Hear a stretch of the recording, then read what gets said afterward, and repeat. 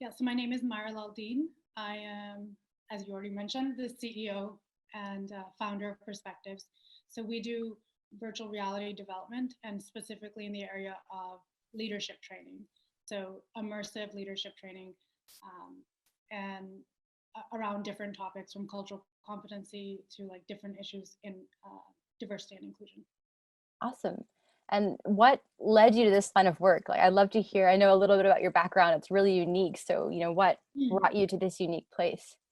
Yeah, that's a great question. I think that my upbringing has such an impact on the trajectory that my career has taken. So I grew up in multiple countries in international schools. And so originally I'm from Pakistan. And as most of you might know, majority of Pakistan is Muslim. My family is um, like fifth generation Christian. So already from a young age, there's this understanding of this dynamic of, power and hierarchy and like being a minority, because it's like very visceral difference, being either majority or not there. And so there was that difference growing up. But then attended schools that were all international schools, so very much like a Western setting inside of Pakistan. So already you're having this cognitive dissonance of like, this is my culture, and now I'm in my own country, but it is a totally different culture. Right. So I think that like propelled my curiosity into culture and things. So I grew up with kids from all over the world, from Tanzania to Japan to the UK to Australia, everywhere. So I was immersed in this really rich environment of different cultures, languages, lifestyles. And I think, I like to use the analogy of a fish in water. So a fish does not know water, right? Like I use this a lot in my talks, that if you told a fish about water, they'd be like, what water? What are you talking about? Right. And a fish doesn't know water unless it's taken outside of it. Right. And for me, I think, for us, those of us who've like grown up in different cultures, you're kind of aware of that water. But if you've grown up in the same country, in the same state, your water is just your norm. You don't even know that it's there. So there's nothing to counter it that makes you think more about it. It's kind of like, these are the rules of the game and they're always the same. Whereas for me, from a young age, that water was so obvious on a daily basis. I was taken out of it constantly by different cultures. Like, this is what's normal in Korea and this is what's normal in Germany. So having that early experience, I think, really helped me appreciate difference and see like the power and leverage that. So I ended up going into like cross-cultural business management, again, getting deeper into like, what is culture and how do you work on teams together? And then for grad school, I went and got into the science side of it. So I studied like neuropsychology and behavioral theory from there, and then got into organizational behavior. And that's when I was just like, I'm not seeing any behavioral change. Like, what can I do that's different? And got really more into the tech and virtual reality side. Very cool. Well, I'd love for you to explore a little bit, like, what obstacles do you see leaders facing in creating an inclusive workspace? Yeah, I think that there's so many talks going on about this right now, especially in the context that we're in today. But the way that I see it is, it's the same obstacles it's just a different context. It's the same obstacles. So Right. I think one of the big things is like thinking about, as we climb like in the organizational levels, as we get higher, we sort of get removed from the reality of different people's situations. So I'm just picking one thing because there's a lot that I could go into, but I'll Right. just, I think listening, we start to get removed because we get more and more busy. And that's what we're really trying to do, is bring back that feeling and those stories where you can kind of experience the other side and kind of remember what it's like to start a new job, what it's like to be, so for example, when we did one of our trainings with a large CPG company, it was about gender bias and it was women going through it. And when they came out of it, they were like, wow, this just gave me a new perspective. And I had forgotten what it felt like when I first started my job as a woman in the workplace. Now she was a VP, so she had a lot more power. And so she didn't necessarily take a lot of the biases that came. She just called them out. But she was like, to put myself back in those shoes and remember, wow, I was like scared to lose my job. Right. Wow. And I mean, I know before you said you worked a little bit, and I guess implementing some existing models of D&I training and Yeah. unconscious bias training, and what have you seen that already exists that's just failed, and why is it failing? Yeah, so I just want to be really clear to say, I think the current or the way that D&I has been done is very important. It was very critical work, and it's it laid the foundation for where we are today. And now we're here to support those leaders and take it to that next level, right? We're just trying to provide tools to take it to the next level. There's a lot of reasons of why it's failed. I'd say, from everything that we do is research based, and it's really important.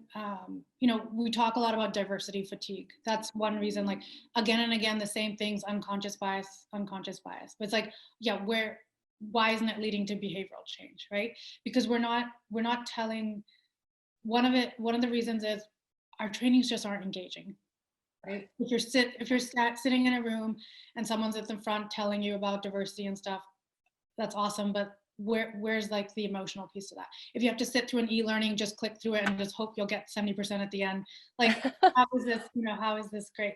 And then even when we do our diversity, a lot of trainings, there's nothing to reinforce it. What's happening on a daily basis? And none of this is like, very few of the trainings are informed by that learning research, which is so important. Learning sciences are so important in what we do. And then like we're bringing in like neuro and psychology into this too. So you need to have training that helps you operationalize it. It's not just a training in a room and like, hey, be nice to people. It's like, how is this going at, and how's it seen in our workforce on a daily basis, in our sales, in our marketing, in our meetings? Who's taking notes in the meetings? Operationalize it. It needs to transfer. There's no transfer of knowledge. I think and then like the other things are, it's so cognitive based and it's so brain based. Like, hey, this is a reality, and it feels really bad when people are biased against you. And we know that, we all know that cognitively, but the difference is we need to help people feel it affectively, which we talk about emotionally. Right. And that's where we know from research, when there's emotion tied to learning, there's deeper learning and retention. And I think the last piece, which I talk about, is like, it's punitive. A lot of the training feels so punitive, and it feels like it's for a specific group. Whereas when we talk about it, and now diversity training should be like, we are all conditioned to be biased. We're socially conditioned. We are. And you can, even as a person of color, I have biases. It's not like it's just one group that has biases and the others don't, right? And I think it's really important to not let it feel punitive for one group. This is for all of us. We all need to be aware of it. That's great. And I know when you're talking the 3% conference, and for all of you all tuned in right now who haven't seen that, definitely tune in. It's a great one. I highly recommend it. You talk about this goal to teach conscious inclusion versus unconscious bias. Would you want to explore that a little bit deeper and break that down for folks? Sure. So through our virtual reality training, and now we're moving to other like mobile based things that are immersive as well. Our goal is, unconscious bias training. There's so much negativity around that, and it's about what not to do, but it doesn't necessarily tell you what to do. It's right. It's very like, oh, these are the ways that you mitigate bias, but it's still not operationalizing. It's not tactical. So when we talk about conscious inclusion, firstly, it's a positive, hey, I'm consciously inclusive.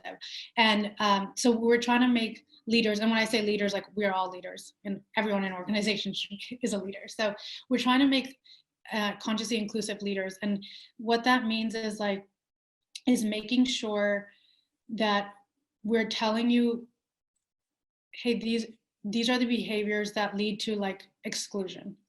And these are the behaviors that we can replace them with, right?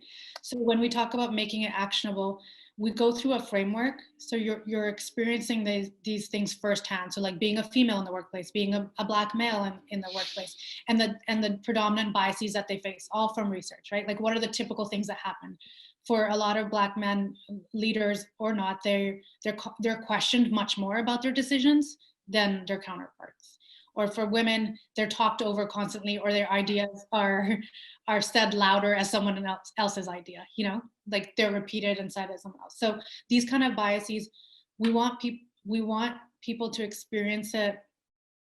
So we go through our framework of like empathy. So the first is like receiving. What does this feel like, right? So now that I know what it feels like, am I able to recognize the behaviors that made me feel this way? Right. So, because it's embodied learning, you're going through it, virtual reality. And then, so that's why we call it conscious inclusion, because we're trying to raise your consciousness to be more aware of what's going on around you. You felt how it feels. You didn't like how it feels when you're in those shoes. And then Right. now we're asking you, are you able to recognize what happened in that scenario for you to feel that way? And then after you're able to recognize it, are you able to respond? So we talk about allyship. Now that you can pick up these behaviors, we've raised your level of social intelligence, social awareness, hopefully. Now when you see it happen in your workplace, are you able to respond to it, and how should you respond to it? That's awesome. And y'all, for everyone watching, definitely check out their website. There's a really great video on the homepage that kind of walks you through what that experience is like, and putting on the VR headset and stepping in somebody else's shoes and having this really emotional experience where you're firsthand seeing what it's like to walk out some of these biases and have to respond in the workplace the way people may be treating you. Just the way that you're using VR to create these empathetic experiences is really powerful. I guess at a human level, why do you think empathy is effective in producing behavioral change? Right. So I would say like empathy is a component of it. Empathy does Okay, not lead to behavioral change. And gotcha. I think it's really important to make that distinction, because I mean, reality is that somebody can be really empathetic, but still not care. Ah, Right? Like they can right. be, I can understand what you feel and stuff, but it's not going to change what I do any different. So it's one component of it, and there's many things that lead to behavior change, and we try to include all of that. So our partners at the plenary, one of my good friends at the plenary, her name is Stephanie Fine Sassy. So she's gone through all this research of like, what are the levers of change? And we try to really incorporate that. So empathy is a starting piece, right? Like we get, again, that, we know from learning science, like that emotional piece is so important to get the conversation going, because it kind of creates this shared experience for everyone to talk about. And the way that we do it is, we make it what we call like psychologically accessible, that it's not someone standing up there and telling you about their experience. It's you went through it yourself. So now when we sit around and have our discussion, the facilitated part, it's everyone can talk about it in the first person, right? So like the men are talking about it in the first person too, like, well, he just kept talking over me, and like he didn't even acknowledge that I was in the room, and that's so like powerful. And now it's like it's accessible, and it's created a sense of belonging, and that's really important for change. It's created a sense of belonging where everyone's had this shared experience. So there's like three elements that I would say lead to behavioral change. And one component is like social, then it's at the individual level, and then what we call like pedagogical, or like the learning piece. So we try to incorporate all of those, and I won't go into detail of that, but that's empathy is just the starting part of it, to cultivate and like give a give it importance for the self first. Awesome. I'd love for you to share a little bit as well about the different responses you've seen to this training. Like, how have different people taken it, and how has it changed their behavior in the workplace? Yeah. So going back to that empathy piece, I think, for us as we develop these things, and, with my partnership with Vector, who does the development with me, it's so great to see people go through it and have such an emotional reaction like that. We feel so happy when that happens, like they're getting pissed off. So like someone's giving someone the finger in VR, someone's like strangling someone. So that really means that they're getting in there, and they're having that visceral reaction that we want. We don't want you to just sit through another training and just take it in and that's it. This is responsive, right? Like they're reacting to it, and they're understanding what it feels like. So one of the things was at a training or we went to a seminar, and the host of it actually went through our training beforehand, and he was like leading a panel. And as he was on stage, he's like, after I went through that training, I'm being really cognizant of giving the same amount of time to women as to men. Like it was in real time as he was doing that. Like that's how much it impacted him. Like he's like, whoa, like I have to pay attention. Other things have been, I think the most impactful one for me is a lot of times we think this is for people who have no concept of how bad it is, but even for DEI leaders, for example, we did one, a company in New York, we took it to them, and it was the gender one, right? But the man who went through it was a Black gay man, and he went through it. And after he came out of it, he literally put his head in his hands and he cried for 10 minutes. And he said, this is exactly what I've been looking for, that like that feeling of dismissal, like, Yeah. it wasn't even relating directly to him, but that feeling of like not being acknowledged, not being honored, not even being looked at in a room or asked for your opinion. He's like, this is exactly what it feels like. So that kind of feedback is really great for us. And then it leads into deeper discussion as we do our facilitation, and we allow for a space where people, we kind of ask, how does this show up in our organizations, right? Like, so then we try to like operationalize it into what it is in a daily basis for us. That's great. Wow. And y'all, as you're listening, please be typing in your Q&A. In a little bit, we're going to open up and take some questions from you all. So I see a couple have come in already. We'll get there in just a couple of minutes, but please keep sending them as you think of questions. I would love, Myra, to talk about your long-term goals for perspectives. Where are you now, and where are you hoping to go? Sure. So our goal is we'll continue to create different modules, and it'll go into, we do gender, we do race, ageism, sexual harassment, and it'll eventually go into like cultural competency. So like at the global perspective. And there, we talk more about social and cultural intelligence versus we talk about inclusion in America, right? It's a larger context, and that we'll continue to do that. But what we're trying to do in these COVID times, as well as we've had our clients say, hey, how can we do this remotely?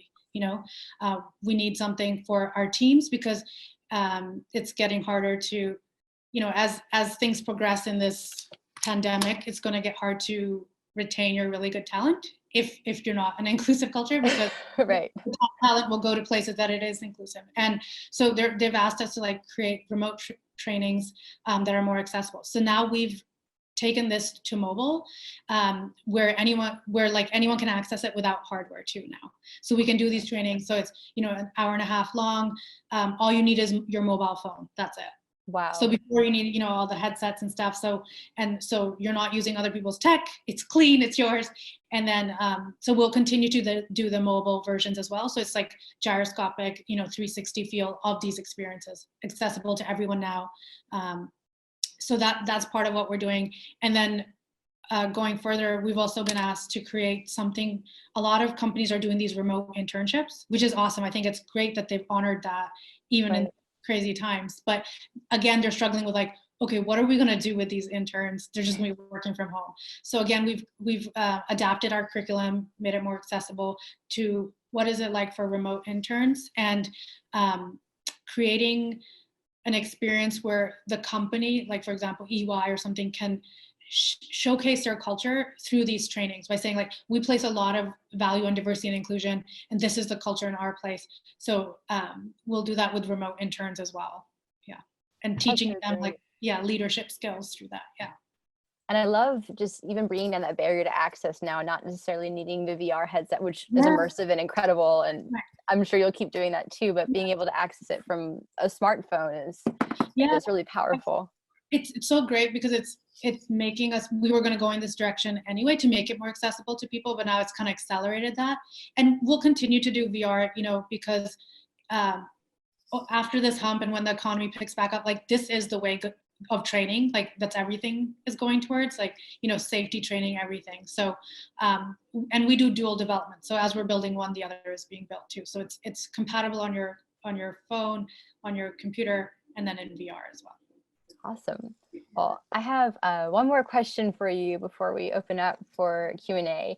So knowing what you've learned from past experiences with unsuccessful unconscious bias training, and now what you've accomplished through your work training for conscious inclusion, what advice would you give to leaders who want to create an authentically inclusive workspace? Yeah, again, that's a really big question, so I'll just answer it from my. Okay. There's a lot there, and I think so much of it is move in. What I would say is like move in, especially in these times, like really learn the stories of your people and what they're going through. I think, that's such a small thing, but it makes such a difference, because so much of what we as humans want is to be seen and heard. And man, if your boss or your manager takes time just to ask how you're doing, like with my team, we have a morning check-in every day, and just asking how everyone's doing. And we give like 10 minutes to talk about Corona stuff, just to get things off your chest. What did you hear? What are you feeling? That alone is those like inclusion checkpoints and check-ins, like we call them like inclusion moments. That makes a big difference, especially in these times. But I think it's going to be really important as we start to feel more and more isolated. For a lot of people, it's already really difficult to find these things that are going to create a sense of, of like camaraderie and like engaging experiences that are going to help you keep that motivation alive and that productivity high. So there's a lot of resources. Obviously, like our stuff is available, but also like our partner at Catalysts, they're doing great things. Our partner at Harvard Business Review and stuff, they have a lot of great, and business publishing have a lot of great trainings and stuff too. And I think like leaders really need to tap into that in this time, because people are going to feel more and more isolated, and it's hard being separated for so long. It is, yeah. And we have a community partner in New Orleans. Her name is Sabrina Short. She's the founder of No Elevate Black. She is this great example she gave, where it's one thing to invite everyone to dinner, and it's entirely another thing to consider their preferences and to really include them. Like, what if they're vegetarian and you're only serving turkey at Thanksgiving? And just even having that touch point you mentioned seems like a really powerful way to keep a pulse on that and make everyone feel like they have a space and a voice, and they are being heard. Well, I know I've seen some questions pop through, so we've got 4. Let's see what folks are saying. How do you work through the biases when bots and trolls attack all facets of society online to make sure these false narratives don't take root? So what I'm trying to understand what this question means. Are you asking if bots and stuff get inside the program, or what are you asking? Are you able to answer that or not? Let's see. If so you submitted that question, if they want to add a caveat to maybe explain that. We can move on to the next one. And this came from Gary. So Gary, if you're hearing us, send a clarifier for that question, and we'll come back to you. Let's see. So another question: in these VR sessions, are you portrayed as a different race or gender? Right. So, or as a different race or gender. Yeah. So you're experiencing it first person. So you will see the hands of like a female. So you will be something different, and that's not necessarily the most important part. That's like what you look like or something. It's more about the experience of what it feels like, right? So we're letting you see the world through the perspective of a female, but we're not saying this is the lived experience, because there's no way that you're going to understand the full lived experience. We're giving you a snippet into that. So yes, you are portraying a different race or gender. Maybe it's age, like difference like that. And it's just like the most important facet of that is, what does this feel like when I'm having these micro behaviors against myself constantly? Yeah. And we just got a translation. He says, translated, back to the comment from before, fake news is affecting all of us. How do you stop fake news from creating warped biases? Well, that's a heavy question. Yeah. So let me reread the first question then. How do you think working through the biases when bots, trolls, and attack all facets of society online? False narratives. So I'd say the biggest one of this is we're kind of in our own like echo chambers, and that's really the biggest issue with all this fake news and stuff. Whether you're watching Fox News or CNN or whatever you watch, you keep hearing the same things. And one of the great things that that Brené Brown says, she says, it's really hard to hate people close up, move in. And I think that's so important. And obviously it doesn't take care of like the fake news issue, but we create these narratives of people because we're even the people who are like really liberal and like all about inclusion, we're still having these like separations between like, politically. And I think like the more we move in and talk and share stories, that's what's going to stop that. Right now we're going more and more into our bubbles rather than sharing and learning about one another. And he says, great answer. Thanks so much. Another question we have. Do you have a sample of phone versus VR versions of training? Yeah, do I have a sample? Yeah, sure. So we are the first step that if you want to use these trainings with your team is you contact us, and then we'll actually, for one of your team members, we'll give you a sample for your phone. And there's a few different options there. Now, if you wanted to do VR, you need to have a headset, and right now in COVID times, that's getting more and more difficult, but we can make that happen too. Most companies right now are kind of like risk averse, right? So we can do both. You just have to reach out to us, and yes, you can have a demo first, and then we go into training after that. And we'll customize it to each company and the predominant issues that you're facing at the time through facilitated discussion. Another question, where do you derive the situations from? Such an incredible way to leverage VR. Will these trainings be available through other ways besides your company? Okay, I'll answer that first part first. So everything we do is research-based, right? So we get everything, Deloitte, McKinsey's research, and then we're partnered, my background's from Harvard, and then we're partnered with Harvard researchers and Vanderbilt. So everything is research-based, right? So we start there.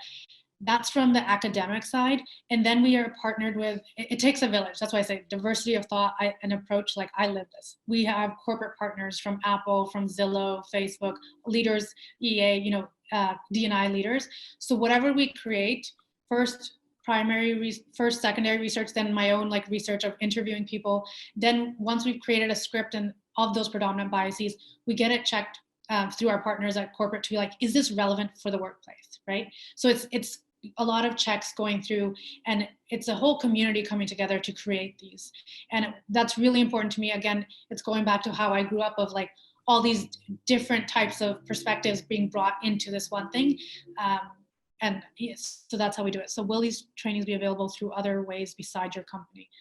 Well, I mean, we're available, so you can get it through us. So, but so we partnered with Harvard Business Review, with Catalyst, different companies that will be using our trainings through their work, and you can work with their consultants then as well. Yes. It looks like that same person followed up with through Oculus Store, for example. So Oculus Store, it gets a little complex, but yes, we are in the business program with Oculus. So eventually, yes, it will come there, but we will use our own platform because we actually there's data that we collect for your company. So you'll be able to see the different things that we're collecting, and there's a dashboard and stuff. So we have our own platform. Awesome. And it looks like we had a question come in through the chat too. Here we go. How does a leader make employees feel okay to have different employee work relationships, e.g., sense of community and inclusion may not be something everyone values equally. Some just want to do their work and leave. However, when there's a mixture of those relationships, the sense of inclusion may be harder to induce. Mm-hmm. So that sounds like that person, again, there's so many specifics to this, so it's hard for me to ask generalized questions, but I'm just going to open that up so I can properly understand. Yeah, sure. The sense of community. Okay, so if you're basically saying if there's one person that doesn't really want to be involved, there's and let me know if I say, several who don't want to be involved. Okay. So, okay, thank you. Thank you for clarifying. Coming from my consultant brain, I have a lot more questions, but I would say there's probably something common among those people who don't want to be involved, and they might feel like this isn't for me. And that kind of goes back to that punitive feeling of oh, this is just for people of color, or oh, this is just for women. And so how are we approaching that, and how are we creating a space where they can be allies, but also creating it where they feel, I give the example of, I have a friend who works in I'll just say engineering. So he's male and he's in HR, and most of the men are engineers, right? They're all white males. Yet he is made to feel excluded because it's because he's not an engineer and he's in HR. So we just have to tap into that thing where people aren't having a sense of belonging, and going back to that empathy piece. We just have to make it relevant. That's really what it is. And that's what I mean by when I say psychologically accessible, that this is for everyone. Yeah. And Is that Justo? If you want to talk more, I'd love to learn more and talk about that. It's hard to answer succinctly. Okay. Another question from an attendee. Are you using expensive headsets or like Google Cardboard sets? Right. So, my development team are VR experts and enthusiasts. So we were using the Oculus Quest, which is not that expensive. We're going from $1,200 headsets to now $399, right? But what we've done now in COVID times is, yes, we are able to use the Google Cardboard. So our offerings are the Google Cardboard, and that's mostly for Android right now, but we'll eventually get to iOS. But then also just like with your phone, like the immersive 360 feeling too. So you can do both of those. And if you wanted to use headsets, there's some companies who still want that premium. So we kind of have different levels now, accessible remotely. Some another question. How do you work with your clients to achieve actionable and operational change? And Myra, while you answer that one, I'm actually going to grab your website link and drop it in the chat for everyone so they can check out that video on your homepage and do a little bit of browsing. And it's probably helpful if we share like the Forbes interview too, since that goes like more in depth. I can share. Yeah, I'll grab that too. Sure. So how do you work with clients to achieve actionable and operational change? So this becomes like at the macro level, right? Like policies need to change. So what I focus on, and I partner with people who do at the macro level, for example, like Queen City Certified looks at policy at the larger level. So my goal is to work on the micro behaviors first. So for you, what are you doing like operational wise? What are you doing when you make sales? Let's say you work in the bank or financial industry. When a couple comes in, do you just talk to the man constantly and ask him all the financial questions, or are you like giving equal amounts? And these are all things like eye contact, who you look at, that make a difference. And that's all about inclusion, really about social and emotional intelligence, right? So some of the ways that we do this is we go through the experience, and we go through our framework, and basically we'll end up at the end of our talk and our discussions, having gone through the VR experience, where people begin to come up with items on their own, realizing places that they're falling short, right? And that's like the best kind of learning when leaders go through it and come out saying, oh, I do these things. Like that's like the best, I didn't have to say it, nothing, they realized it on their own. So once they come to that understanding, we get them to kind of do takeaways and then make commitments. And a big part of behavioral change is social accountability. So they'll make commitments of, this is what I want to change. So for example, one of the leaders said, hey, a lot of my team, this was pre-COVID, a lot of my team is remote, and I constantly just talk to the people in the room. I'm realizing that now, after going through this, I'm realizing that now. He's like, so what I'm going to do differently is when we start a phone call is to get everyone to check in and say hello and how they're doing. So now that's personalizing it, making them feel a little closer versus, just talking to the people in the room. So it's action items like that. It can be simple things like, oh, I realize in my board meetings, females are always taking the notes. And I'm like, okay, what are you going to do about that? And we get them to like spell it out for us, what they're going to do. And then like 6 weeks later, we have a check-in. So that's kind of how we operationalize those micro behaviors, but then you need a larger strategy for at the macro level. And then along with our work with Harvard Business Review is we have through their Spark program, we have tailored to each company, whatever the issues were that came up, we have learning pathways. So that will like reinforce it. And again, it's social accountability of, you can see who's read it and who hasn't, and who then like who's part of the discussion or not. So kind of like that feeling of like good, and you can feel embarrassed if you're not done, your homework and stuff. Yeah. Awesome. Well, we have 5 more minutes in this session. I saw some of our panelists for the next one dialed in. So for those of you all listening in the next session, I'll bring you on shortly. But Myra, do you have any other thoughts or, anything you'd like to leave the attendees with who are, either working in a space they'd like to see more inclusive behavior, or maybe are in leadership roles and they are responsible for working to create this environment for everyone? Yeah, I think I'd go back to the main point of we're going through crazy times right now. And if you're a leader or just even a team member, create norms where you're checking in with one another. Mental health is really important all the time, but I'm almost grateful for this time where everyone's realizing how important it is and how much that impacts your motivation and your productivity. So just checking in with team members, I think making that a norm.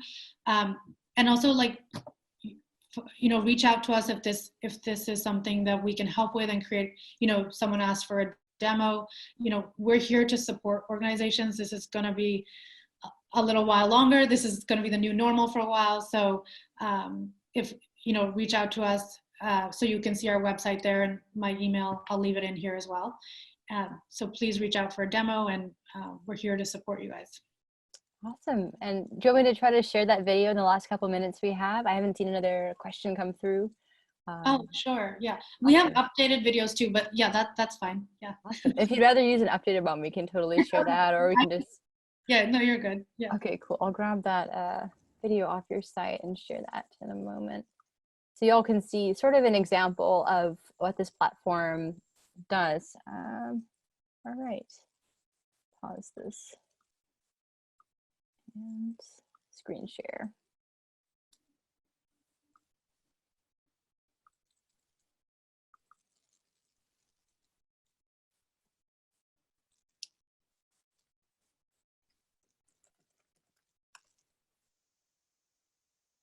All right, let me know if you can hear this. I'm going to hit play in just a moment.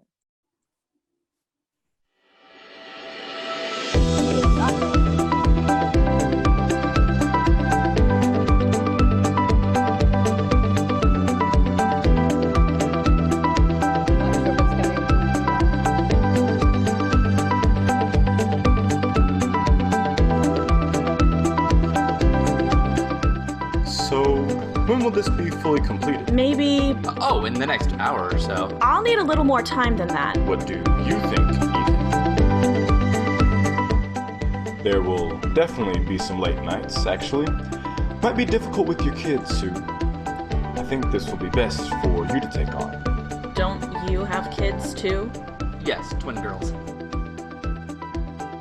This is the quality of work that gets attention. Yes, Sue has been killing it lately. I'm glad I get to work with her. Thanks, Ethan.